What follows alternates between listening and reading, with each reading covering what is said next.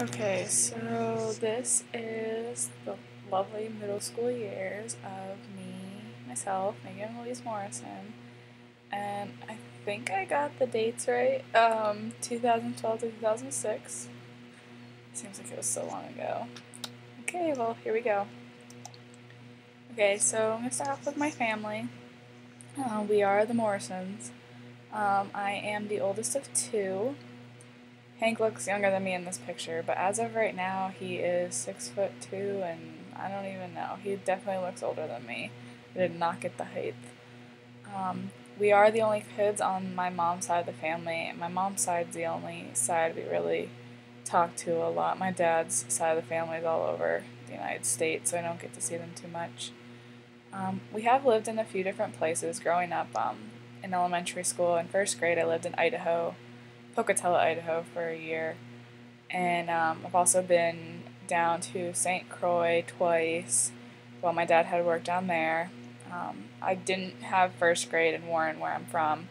I had first grade in Idaho, which was an interesting experience, especially since we lived around a bunch of Mormons. But yeah, I've lived in Warren, Pennsylvania since second grade until now, and we still reside here. Beatty Warren Middle School. This is the lovely school that I attended for grades 5 through 8. Now it's grades 6 through 8. They don't have 5th grade up there anymore. This is actually, when you look out the side of it, it looks like a castle. And I always thought that was really cool when I was growing up, and I couldn't wait to go there because it looked so cool. They're actually renovating it a lot right now. So it doesn't exactly look the same, which makes me sad, but this is what it looks like. We live only 2 blocks away, which was really nice, and actually right behind this is the elementary school I went to, so that was also in walking distance, which is really nice. For me, Beatty was a bittersweet place. I made a lot of friends, and I also had a lot of people that were very mean to me.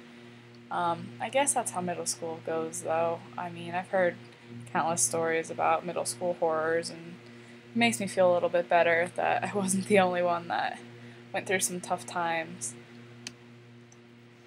Some of the hobbies I liked to do, I loved to play sports, and I still do to this day. A couple of the ones I played, there's pictures. None of these pictures are of me. I didn't really have any that I could find. But I love to play basketball, and I love to play softball. And at that time, it was wiffle ball. I wasn't really in softball leagues yet. The little girl that's swinging the bat in the picture, that's pretty much what I dressed like all the time. Like boys' baseball t-shirts, shorts, pants. I never was girly at all. I was always dirty. My mom would joke around with me and call me a little boy all the time. I've definitely changed since then. The peas in the pod. One of my favorite games growing up actually was playing peas in the pod. I don't know if any of you guys have, but you take one person's it and they go and hide, then everyone else has to run around trying to find them. And once you find the person, you hide with them until there's one person left trying to find everyone else. So it's kind of scary to play at night, which is when we always played it, but it was always fun. The YMCA, that was the place to be. Every Friday after school, my girlfriends and I would go down there and we would play basketball until it closed around 9 o'clock at night. I shouldn't say we played that long for that amount of time. We would chase around boys like stupid little girls, and we played racquetball and everything that you could do down at the Y. Sometimes we went swimming. It was just a place for us to go. Also, Fridays, sometimes before we would go to the Y, we would go to a local coffee shop, which it's not here anymore, which is sad because it was very nice to always go there. And we would just talk about the week and gossip like little middle school girls about who had a crush on who and all that stuff. So that was always nice. And as you can see, I got into coffee really early in my life, which is probably why I'm so addicted to it right now. Grades. Middle school was an interesting time for grades. I loved my English classes all the way up. 5th grade, I had an amazing teacher, Mrs. Hayes. She she made me love to read, and until then, I hated to read. My mom would throw a book in front of me in like third and fourth grade, and I'd be like, "Excuse me, no." Yeah, but Mrs. Hayes, fifth grade, she definitely got me back on track. I actually had the opportunity to have her 2 times. I had her in sixth grade as well, and then seventh grade and eighth grade, I also had the same teacher for both of those, and she was very bubbly and very lively. Even when we were reading a very boring book, she found a way to make it interesting. History, not so much my favorite subject, and to this day, if you ask any of my friends out there at Mount, they know I absolutely cannot stand history or government or anything of that matter. It just does not click in my brain. I missed that history place that's supposed to store up there. This is actually probably what my report card would have looked like in middle school. I don't know about an F in social studies, but it was pretty darn close to that. I always had letters sent home about it because they said I wasn't applying myself, and I just did not care. It was going in one ear and out the other. I know about Abraham Lincoln and George Washington and a few other things, and that's about it. This, I don't know if any of you recognize her, but she is the magic ball woman from Harry Potter, and actually, this is what one of my science teachers looked like. My 7th grade science teacher, Mrs. Urick.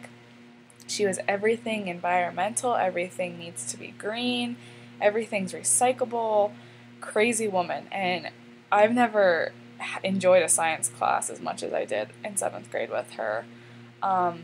She didn't have long hair like that, but she had those thick glasses, which I thought this was really funny.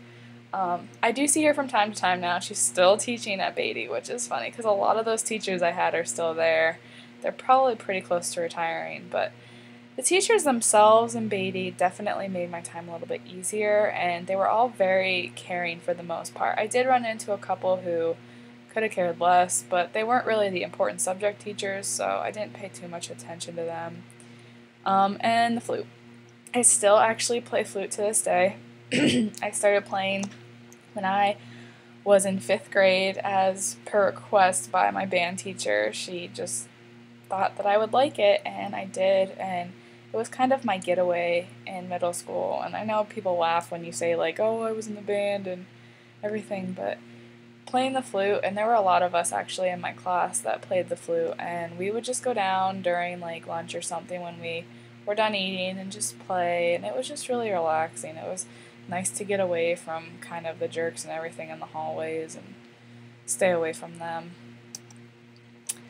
These are a couple of my favorite books when I was in middle school. Mrs. Frisbee and the Rats of Nim. I don't really remember too much about it, but I just remember coming home after reading it in school and talking on and on about it with my mother, which I probably should try and read it again because I do know that I enjoyed it. Harry Potter, of course. I read all, what are there, 8 of them now? My mom and I would read them actually together when I was in 5th and 6th grade because they were still a little too much for me, especially the getting to the 3rd and 4th books where they were bigger. But I would mostly read to her, and we enjoyed those together. And then, I don't know how popular these are actually. I've never really met anyone else who's read them, but the series of Unfortunate Events by Lemony Snicket, by far my ultimate favorite books. I have all 12 of them, and actually I think there's 13. Yep, there's 13. Anyways, I have all of them, and I don't ever plan on selling them or getting rid of them. I hope my kids will enjoy them. They were the most awful books, and so sad, and not cheery at all, but they really put life in perspective for me in a way, and I read those 5th all the way through 8th grade, actually, I think is when the 13th one came out, so I just thought Lemony Snicket was an interesting author, and I still do to this day. And that's about it for me. That's how middle school was for me in a nutshell. And like I said up in the corner, now I'm technically off to high school, even though I'm in college now. But I hope you enjoyed, and I can't wait to watch your guys's. Thanks.